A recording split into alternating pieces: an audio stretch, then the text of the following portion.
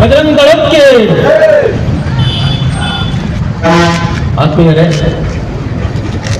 ಈ ವೇದಿಕೆಯನ್ನ ಅಲಂಕರಿಸಿ ನಮ್ಮೆಲ್ಲರಿಗೂ ದಿಕ್ಸೂಚಿ ಭಾಷಣ ಮಾಡಲಿಕ್ಕೋಸ್ಕರ ಬಂದಿರುವಂತಹ ಶ್ರೀ ರಾಜಶೇಖರಾನಂದ ಸ್ವಾಮೀಜಿ ವಜ್ರದೇವಿ ಮಠ ಇವರ ಪಾದಾರವಿಂದಕ್ಕೆ ವಂದಿಸುತ್ತಾ, ಹಾಗೆ ವೇದಿಕೆಯಲ್ಲಿರುವಂತಹ ಶೃಂಗೇರಿ ಜಿಲ್ಲಾ ಸಂಚಾಲಕರಾಗಿರುವಂತಹ ಶ್ರೀಯುತ ಸುರೇಶ್ ಕುಮಾರ್ ಅವರಿಗೆ ನಮಸ್ಕರಿಸುತ್ತಾ, ಈ ವೇದಿಕೆಯಲ್ಲಿ ಇನ್ನೋರ್ವ ಅತಿಥಿ ಇರುವಂತಹ ತಾಲೂಕು ಬಜರಂಗ ದಳದ ಸಂಚಾಲಕರಾಗಿರುವಂತಹ ವಿನಯ್ ಶುಭ್ರ ಅವರೇ ಹಾಗೂ ಸಂಘಟನೆಯ ಎಲ್ಲ ಕಾರ್ಯಕರ್ತರೇ, ಮುಖಂಡರೇ, ಹಿರಿಯರೇ, ಈ ಬಜರಂಗ ದಳದ ಹೋರಾಟ ಸುಮಾರು 1996ರಿಂದ ಪ್ರಾರಂಭ ಆಯಿತು. ಅಂದಿನಿಂದಲೂ ಒಂದಷ್ಟು ಜನ ಇಲ್ಲಿರೋರೆಲ್ಲರೂ ಕೂಡ ಇದ್ದೀರಿ. ನಾವೆಲ್ಲ ಸೇರಿ ಬಹಳ ಅನುಭವಿಸ್ತವರಿದ್ದೀವಿ. ಕೇಸ್ಗಳಾಗಿದೆ, ಎಲ್ಲ ಜೈಲುಗಳನ್ನ ತೋರಿಸಿದ್ದಾರೆ, ನಮಗೆ ಒಂದಷ್ಟು ಮನೆ ಬಿಡಿಸಿದ್ದಾರೆ, ಬಹಳ ಶ್ರಮ ಪಡ್ತಿದ್ದಾರೆ. ನಾವು ದುಡಿದಂತ ಅರ್ಧ ಹಣವನ್ನ ಸಂಘಟನೆಗೆ ಮಾಡಿದೀವಿ, ಕೇಸು ಮತ್ತೆ ಕೋರ್ಟಿಗೆ ಕೊಟ್ಟಿದ್ದೀವಿ. ಒಂದಷ್ಟು ಆವತ್ತಿನ ಸಂಘಟನೆ ಸ್ವಲ್ಪ ಕುಂಠಿತನೂ ಇದೆ ಈಗ. ಅದಕ್ಕೆ ಬೇರೆ ಬೇರೆ ಕಾರಣಗಳಿರಬಹುದು. ಆ ಕಾರಣಗಳೀಗ ಅವಶ್ಯಕತೆ ಇಲ್ಲ ಅಂತ ಯೋಚನೆ ಮಾಡ್ತೀನಿ ನಾನು. ಹಿಂದೂ ಧರ್ಮ ಅಂತ ಹೇಳಿದ್ರೆ ಯಾರೋ ಒಂದು ಸಂಘಟನೆಯವರು, ವಿಶ್ವ ಹಿಂದೂ ಪರಿಷತ್ತವರು, ಬಜರಂಗ ದಳದವರು ಅವರು ಮಾತ್ರ ಮಾಡಬೇಕು ಅನ್ನೋ ಮನಸ್ಥಿತಿ ಎಲ್ಲ ಹಿಂದೂಗಳಲ್ಲಿ ಹೋಗ್ಬೇಕು. ಮನೆಯಿಂದ ಒಂದು ಮಗ ಒಂದು ಸಂಘಟನೆ ಕೆಲಸ ಕೊಡ್ತಾನೆ ಅಂದ್ರೆ ಅವನನ್ನ ಧೈರ್ಯವಾಗಿ ಕಳಿಸುವಂತ ಮನಸ್ಥಿತಿ ಮನೆಯಲ್ಲಿ ಬರಬೇಕು. ಸಂಸ್ಕಾರ ಮತ್ತೆ ಸಂಸ್ಕೃತಿಯನ್ನು ನಾವು ಯಾವತ್ತು ಕಡಿಮೆ ಮಾಡ್ಕೊಂಡು ಬರ್ತೀವೋ ಆವತ್ತು ಧರ್ಮಕ್ಕೆ ಹೊಡೆತ ಬರುತ್ತೆ. ಆ ಧರ್ಮ ಗಟ್ಟಿಯಾಗಬೇಕು ಅಂದ್ರೆ ಯಾರನ್ನೋ ದೋಷಿಸಿ, ಯಾರನ್ನೋ ಬೇರೆ ತರ ನಿಷ್ಠೂರವಾದಿಗಳನ್ನಾಗಿ ಮಾಡೋದಕ್ಕಿಂತ ಮನೆಯಿಂದ ಧರ್ಮವನ್ನು ಬೆಳೆಸಬೇಕು. ನಾವು ಮನೆಯಿಂದ ಧರ್ಮವನ್ನು ಬೆಳೆಸಿದ್ರೆ ಅದು ಜಗತ್ತಿಗೆ ಧರ್ಮ ಬೆಳಕು ಕೊಡುತ್ತೆ. ಆ ಬೆಳಕು ಕೊಡ್ಬೇಕಾದ್ರೆ ಮನೆಯಲ್ಲಿರುವ ಪೋಷಕರು, ನಮ್ಮ ಅಣ್ಣ ತಮ್ಮಂದರು ಆ ಧರ್ಮ ಯಾರು ಕೆಲಸ ಮಾಡ್ತಾರೋ ದಯಮಾಡಿ ಅವ್ರ ಬೆನ್ನೆಲುಬಾಗಿ ನಿಲ್ಲಿ, ಅವರಿಗೆ ಬೆನ್ನಿಗೆ ಹೊಡೆದು ನೀವು ಚೆನ್ನಾಗಿ ಕೆಲಸ ಮಾಡಿ ಅಂತೇಳಿ ಉತ್ತೇಜನ ಕೊಡಿ. ಅದು ಬಿಟ್ಟು ಅವರ ಆತ್ಮಸ್ಥೈರ್ಯವನ್ನ ಕಳ್ಕೊಳ್ಳುವಂತ ಕೆಲಸವನ್ನ ನಾವು ಮಾಡ್ತಾ ಇದ್ದೀವಿ ಅನ್ಸುತ್ತೆ ಕೆಲವರು.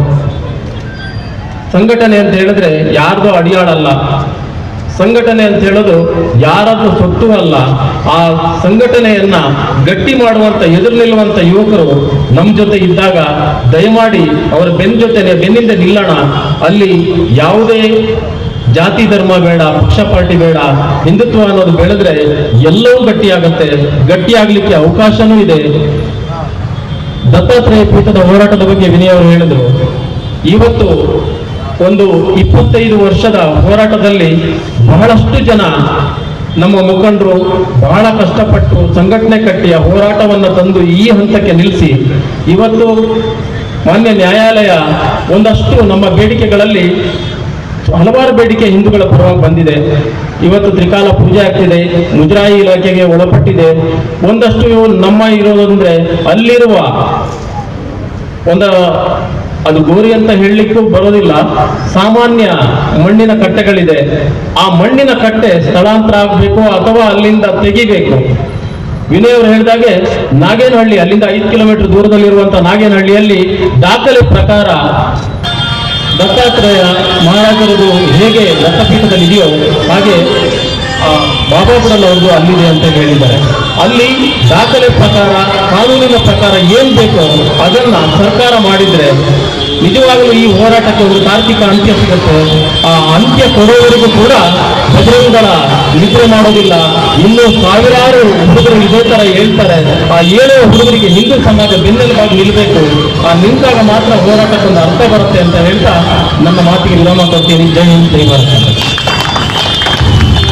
ದಿವ್ಯ ಸಾನ್ನಿಧ್ಯವನ್ನ ವಹಿಸಿರ್ತಕ್ಕಂತಹ ಶ್ರೀ ಶ್ರೀ ಶ್ರೀ ರಾಜಶೇಖರಾನಂದ ಸ್ವಾಮೀಜಿಯ ಪಾದಗಳಿಗೆ ನಮಸ್ಕರಿಸ್ತಾ, ಹಾಗೆಯೇ ವೇದಿಕೆಯ ಮುಂಭಾಗದಲ್ಲಿ ಆಸೀನರಾಗಿರ್ತಕ್ಕಂತಹ ಹಿಂದೂ ಸಮಾಜದ ಕಾರ್ಯಕರ್ತರಿಗೆ ಎಲ್ಲಿಗೂ ಕೂಡ ವೇದಿಕೆ ಮುಖಾಂತರ ಬಂದಿರ್ತಾ, ಕಳೆದ 2 ದಶಕಗಳಿಂದ ದಕ್ಷಿಣದ ಅಯೋಧ್ಯೆ ಎಂದೇ ಖ್ಯಾತಿಯಾಗಿರ್ತಕ್ಕಂತಹ ಶ್ರೀ ಗುರು ದತ್ತಾತ್ರೇಯರ ದತ್ತಪೀಠವನ್ನ ಹಿಂದೂ ಸಮಾಜಕ್ಕೆ ಬಿಟ್ಕೊಡ್ಬೇಕು ಅನ್ನುವಂಥ ನಿಟ್ಟಿನಲ್ಲಿ ಹೋರಾಟವನ್ನ ಮಾಡ್ಕೊಂಡು ಬಂದಿದ್ದೀವಿ.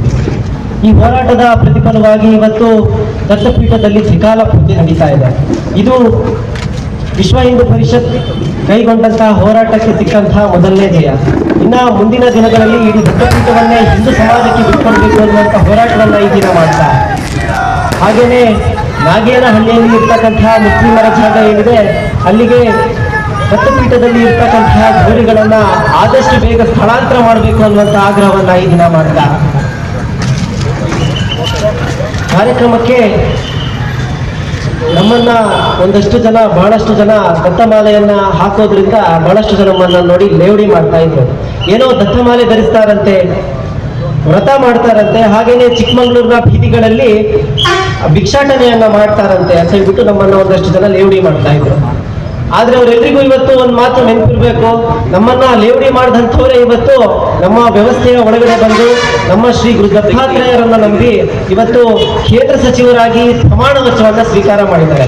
ಇದು ಶ್ರೀ ಗುರು ದತ್ತಾತ್ರೇಯರಿಗೆ ಇರ್ತಕ್ಕಂತಹ ತಾಕತ್ತು, ಹಾಗೇನೆ ವಿಶ್ವ ಹಿಂದೂ ಪರಿಷತ್ ಬಜರಂಗ ದಳಕ್ಕೆ ಇರ್ತಕ್ಕಂತಹ ತಾಕತ್ತು ಅನ್ನತಕ್ಕಂತಹ ಮಾತನ್ನ ಈ ಸಂದರ್ಭದಲ್ಲಿ ತಿಳಿಸ್ತಾ, ಈ ಒಂದು ಕಾರ್ಯಕ್ರಮದಲ್ಲಿ ಪ್ರಾಸ್ತಾವಿಕ ಮಾತನಾಡಲು ಅವಕಾಶ ಮಾಡಿಕೊಟ್ಟಂತಹ ಎಲ್ಲರಿಗೂ ವಂದಿಸ್ತಾ ನನ್ನ ಮಾತಿಗೆ ವಿರಾಮವನ್ನ ಹಾಡ್ತೇನೆ. ಬೋಲು ಭಾರತ್ ಮಾತಾ ಕಿ, ಬೋಲು ಭಾರತ್ ಮಾತಾ ಕಿ.